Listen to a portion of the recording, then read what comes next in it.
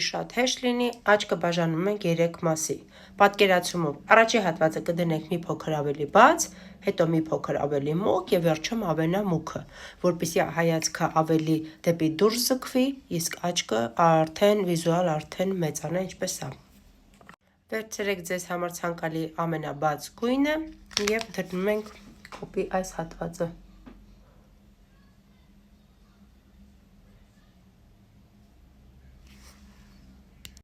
Բաց երանգը դնելուց հետո վերցնում ենք մի փոքր ավելի փարթամ վրձին, հաջորդ երանգով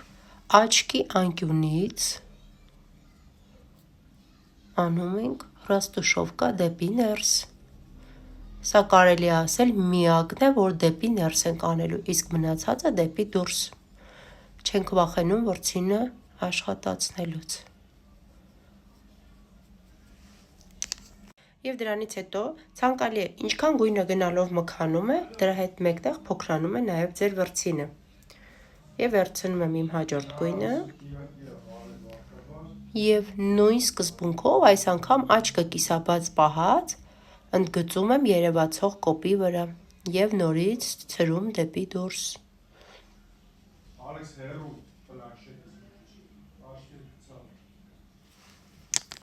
Եվ վերջինը ամենափոքրիկ վրձինով ես արդեն կդնեմ ամենամուգը, որը որ նախատեսել եք։ Ես նախատեսում եմ այս անգամ ավելի սև։ Եվ աչքի այս անկյունից ընդգծում եմ, ապա նայում եք դեմ դիմաց եւ այս հատվածը, որտեղ որ դուք տեսնում եք կոպը, դեպի դուրս։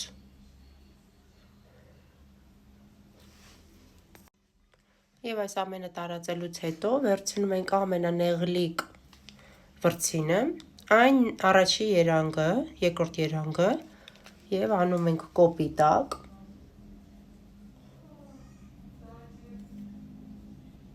Եվ գալի միանում ենք մյուսին։ Հաջորդը նույն հերթականությամբ մուգը եւ հետո սևը։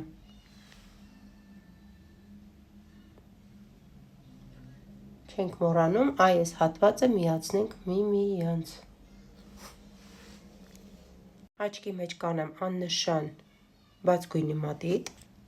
եւ ամենավերջում կանեմ տուշ, եթե ձեր անձնական թարթիչները երկար են եւ բավարարում են երկարությունը ձեզ, կարող եք արհեստական թարթիչներ չդնել։ Իմը երկար է, նենց որ ես սովորաբար չեմ դնում եւ թարթիչները նույն սկզբունքով հարդարում ենք դեպի դուրս։